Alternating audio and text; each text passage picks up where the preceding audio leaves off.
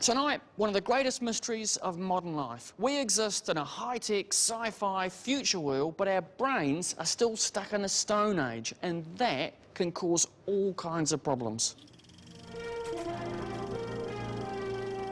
We've come a long way technologically, and we've come to expect a constantly improving world. But it seems that modern life never quite lives up to the promise we expected.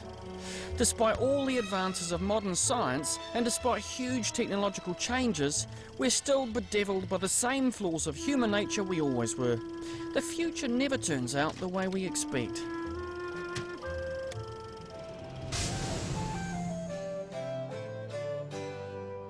I thought the future was going to be like the Jetsons. I pictured myself as like, you know, there's robots around me and they do all the jazz for me.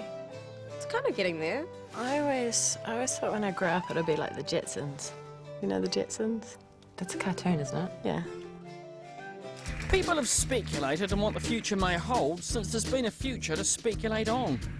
The original Renaissance man, Leonardo da Vinci, foresaw the invention of the helicopter, the tank and the calculator. However, not everyone's vision of the future was as accurate. Predictions made in the 19th century include futuristic cities designed around the bicycle and genetically enhanced women strong enough to do the work of 2 plough horses. In the 1950s, vacuum cleaner companies were predicting nuclear-powered vacuum cleaners would be a reality within 10 years. And when TV first started, movie executives said it wouldn't last 6 months. People will soon tire of staring at a plywood box every night. Regardless of our inability to predict it accurately, the world marches on relentlessly. We started off using rocks as tools. It took 1 million years to get from a stone axe to a metal one. 3,000 years later, we invented gunpowder. 800 years after that came the steam engine. 200 years later, in 1885, the internal combustion engine. In 1903, powered aircraft. And less than 60 years after that, this. This is a Czechoslovakian Albatros L-39. It's the pinnacle of 10,000 years of human evolution. And this is what's amazing. The same brains that struggled with building stone axes designed and built this. But what's even more amazing is the same brain is flying this. That. I could get addicted to that. The reality is that the brain of my pilot, just like mine, yours, and everyone else living today, hasn't evolved at all since prehistoric times. The same brain that made stone axes made that. That's amazing. Most amazing safety briefing I've ever had, which is, first of all, you strap on your parachute as you get in, because they've taken the eject seats out for reasons I don't quite understand. Also, when you sit in and you strap yourself in with your parachute on, there's a little sign that says, "This plane does not meet current New Zealand aviation aircraft safety standards." Fly at your own risk. Frank said there's only 2 scenarios in which we shall leave the jet. I was paying quite close attention to what those 2 scenarios were. Like, I didn't want to hear one scenario, not hear the second one, and go, where's Frank gone? What's... Frank! The 2 scenarios being if Frank's lost control of the plane or it's on fire, which both to me seem quite reasonable reasons for getting out of the plane. If that happens, what you had to do is you slam one thing forward whilst ducking so the canopy, which then flies off, doesn't hit you in the head and knock you out. So you release that and then you stand up in the sort of, in the jet stream, bearing in mind that Frank's either lost control of it, so it's a spinning jet stream at this point, or else it's on fire and a spinning jet stream. And then you have to chuck yourself out. You have to chuck yourself out of the cockpit, trying to avoid the intake for the jet engine, which is right beside my window, and the tail, which is back there. Well, here we are back in a cave on the banks of the Dordogne River in France, thousands of years ago. And there's plenty of hair, as you can see, on the gentleman, but no... My flight perfectly demonstrated a paradox of the modern world. The world we live in is a vastly different place than it was in Paleolithic times, but we have to deal with it with pretty much exactly the same brain as our caveman ancestors did. We're left with Stone Age minds in our 21st century skulls. This is the amazing thing, I think, about human beings. Like, we think we're these modern creatures and that we're just all computerised and we're all iPadding and all the rest of it. And we don't think about the fact that actually, since human beings, like actual human beings, first appeared on the planet, which is about 200,000 years ago, the first sort of anatomically modern human beings sort of turned up, 99% of that time that human beings have spent on Earth has basically been doing bugger all, right? We hunted and we gathered. But there's a cave in France where there's a handprint up on the wall and it's made by a little cave child, oldest recorded human image in this cave in France, about 35,000 years old. Like, what's amazing is you can take that little cave person, that little cave child, raise them today and they could be indistinguishable from any other kid at any primary school in the country. They could end up being an engineer or a builder or a nurse or a doctor or a whatever. They could even be a politician. Obviously you wouldn't want that for them, but they can choose that. Yes, Bernie is scared. Just plain scared. This mismatch between our caveman brains and the world we now live in can be seen in some of our common fears and phobias. Several hundred people a year are killed in car accidents in New Zealand, while deaths from spider bites are almost unheard of. Yet most people are still far more fearful of spiders than a Sunday drive. Why? Because we've only had 100 years to get scared of cars and millions of years to evolve a fear of spiders. I decided to put this to the test. I hit the streets of modern, ever so sophisticated Auckland to see if the promise of easy cash would be enough to convince people to overcome their primeval fear of creepy crawlies. Do you want to make an easy $20? Put my hand in there. No, we've got 6 of these in here. Yeah. And you have to put your hand in here. No, I'm all right, thank you. You sure? Because they're not venomous. That's all right. And they're mostly not aggressive. Baby. Oh my god, is it alive? It's an Avondale spider, so it's not venomous. Will they be on the bottom like that? They could be anywhere in the box. You like fluffy warm places? No, you can't peek. Yeah, free-handed. Probably just a spider. Shaking like a leaf. Before you put your hand in, Yep. don't corner them. They'll get aggressive. Oh, no.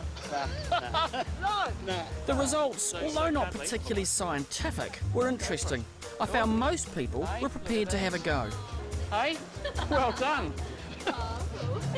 What was quite interesting, though, is that when you looked at who put their hands in and who didn't, overwhelmingly, if people who said they weren't scared of spiders, all did.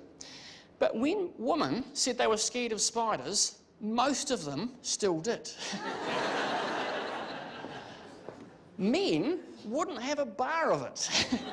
Blokes would not have a bar of sticking their hand in this box, and it's a creepy box. Like, even knowing there weren't spiders in there, I wouldn't have. But it was quite interesting that more of the women would put their hands in and more of the blokes wouldn't. I can't explain that other than to say that women probably don't get paid very much. I think that's what that means. Sexism is what that's about, I think. It's about the glass ceiling, a sad commentary on our life.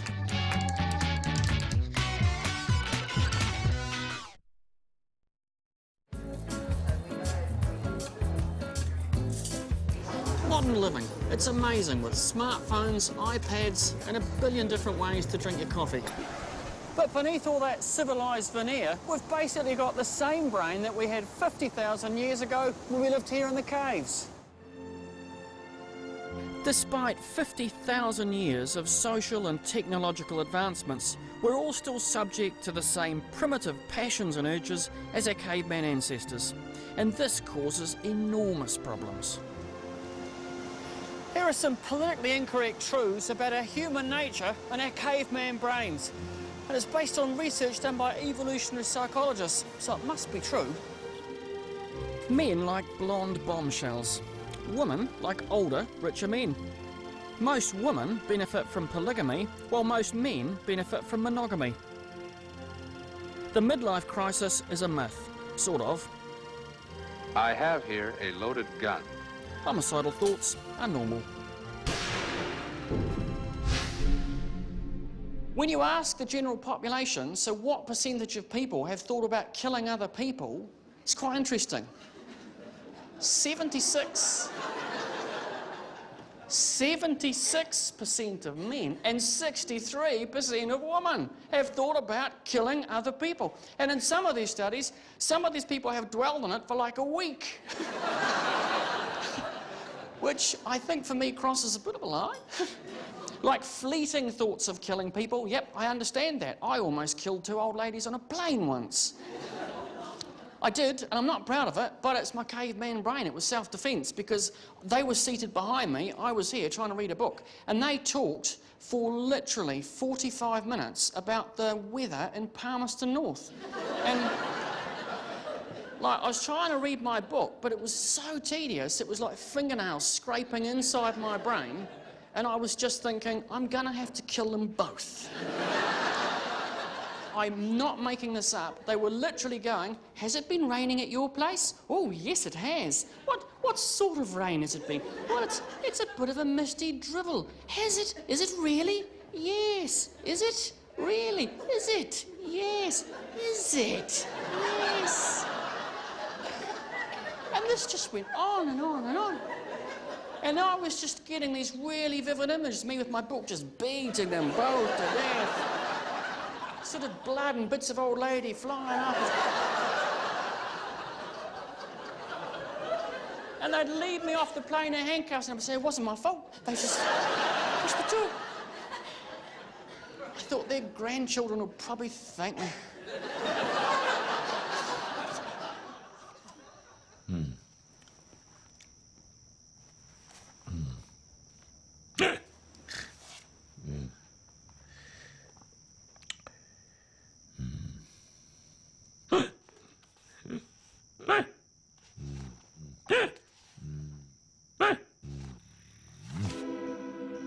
We might not be consciously aware of it, but our paleo past is driving more than just anger. Love? It also shapes our mating and marrying preferences. Men are typically attracted to Barbie-type women. Young women with hourglass figures, large breasts, small waists, and long, lustrous hair. Ooh. There's an evolutionary logic behind each of these features. They indicate health and fertility. The irony today, of course, that with a facelift, a bit of hair dye and breast augmentation, any woman can have these features, and most men still fall for them. Many of these ideas are unpopular. We don't like to think that our behaviour is determined or at least influenced by our genes, but evolution doesn't stop at the neck. I'm not saying that all behaviour is genetic, or that we have to succumb to all our primal urges, but it's important to remember those urges often operate beneath conscious thinking and predispose us to thinking and feeling certain ways. And it's not just men who are affected. When you look at what the research says about what ladies like about the gentleman, they tend to like the ones who stand out from the crowd, right? So if you show a woman a video of 2 males in an office scene, one of whom's behaving sort of assertively and aggressively, and the other one is being a bit like, oh, I'm very sorry, they tend to rate the one who's sort of all assertive and dominant as being more attractive. So if you're a bloke, it actually makes more sense to be more sort of dominant and macho, because then you'll stand out from all the wee sort of non-assertive people. If you get a man all sort of worked up in terms of thinking about dating and then say, right, you've got $5,000 to go out and spend on whatever you want, and you do the same thing to women, women will go out and spend it on useful stuff. Blokes will go out and buy like flashy watches and flashy phones to sprout their peacock stuff and attract sort of mates. Oh, look at my phone. Oh, no. Ultimately, it's all about mating and resources. Luckily for most men, we live in a monogamous society because contrary to your average male fantasy, polygamy actually suits a female reproductive strategy, especially where there's income inequality among men. Several women and children can share a single rich man's wealth. Under monogamy, they're stuck with marrying a poorer man. As George Bernard Shaw once said, the maternal instinct leads a woman to prefer a 10th share in a first-rate man compared to the exclusive possession of a third-rate one. The average bloke does better under monogamy. In a polygamous society, a few rich men will be monopolising all the women. poorer men are going to have to put up with the manky leftovers or nothing at all. But even in the little things, our caveman past is always lurking below the surface of ordinary behaviour. I was out having coffee yesterday, right? You go to put, I think I've still got it, right? A prop. The wee thing of sugar, right? I go to put the sugar in my coffee, you rip the end off, and I dropped it, and I just sort of caught it. And you know when stuff like that happens, you get that wee sort of adrenaline, you, oh, hang on, like that. Because your brain's going, oh, it's a bloody mammoth, it's a mammoth, it's a mammoth. Like, in that moment, you have this rush of adrenaline, as if this enormous mammoth came charging into the coffee shop. Right, I'll have you, mate. Oh, like that. And you, oh, and then you suddenly realise it's just sugar, and you feel like a bit of a knob. You go, oh.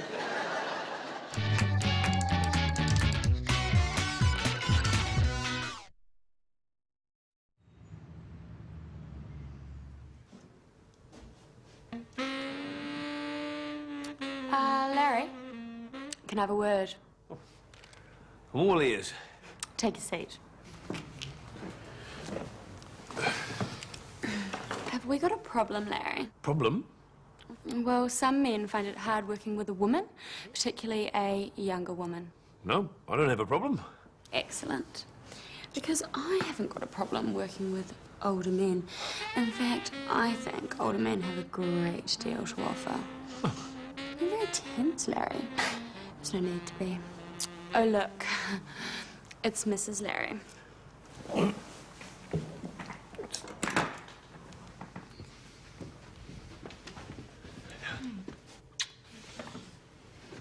I don't like that Rebecca.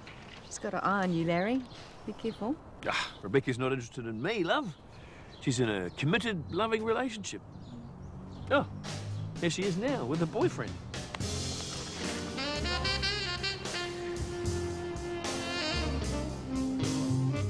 We have this thing that we think that whole sort of older man, younger woman is a Western world thing, and it's all about these sort of, you know, gold digger young ladies trying to take these poor old blokes' money.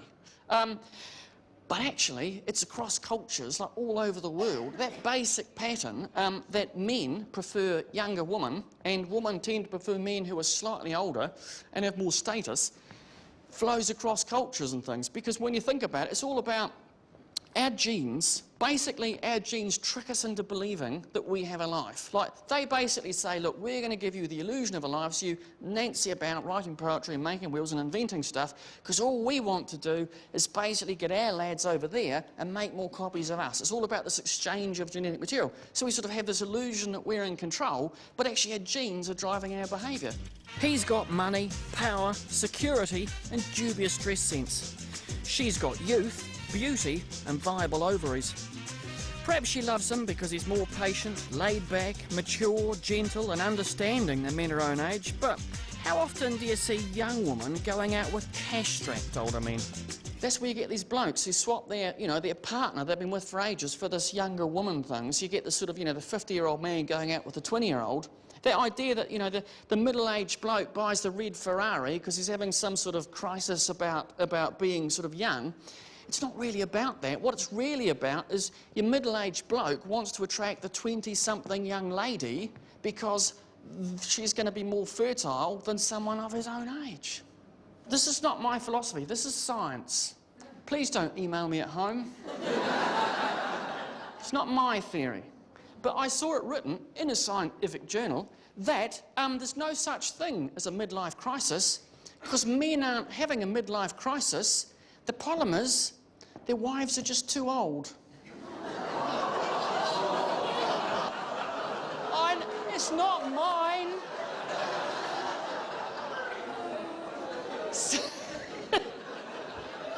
I know. I read that and I thought, you, mate, are either not married or your wife does not read the stuff that you trot out at work. I think what the guy should have said was a man's midlife crisis is not about his wife, it's about the man's insecurity. When he buys a shiny new sports car, he's not trying to regain his youth, he's trying to attract young women by trumpeting his flash and cash. If you're like, I don't know, if you're 50-something and you leave your wife or partner and take up with some 20-year-old, the thing that I can't get past is it's gonna come to about like 9:30 on a Saturday night. And you'll be You'll be at the nightclub, and she'll be like, and you'll be thinking, oh, it's pretty late. So we turn the blankets on. Did you turn the blankets on? What? Did we turn? I'll just pop home and see if the blanket's on. Because you just get tired. And then you get up in the morning and all the 20-something friends will be, what a bloody nightmare. Honestly, I don't know why people do it.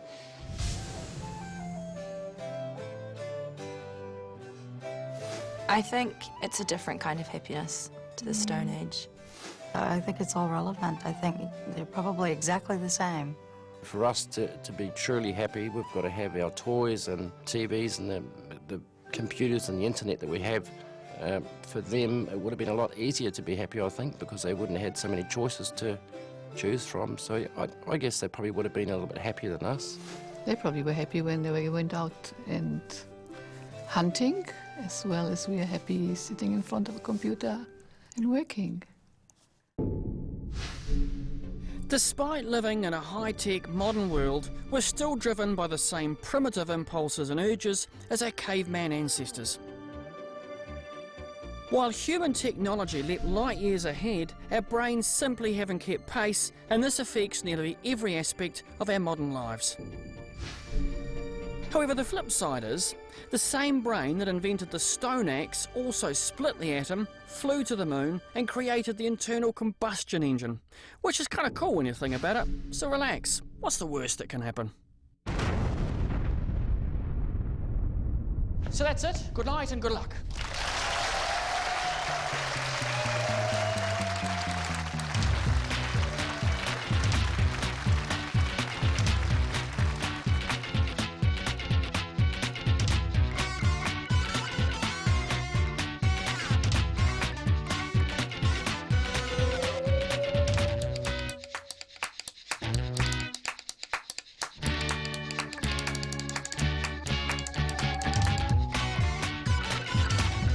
Supporting local content so you can see more of New Zealand on air.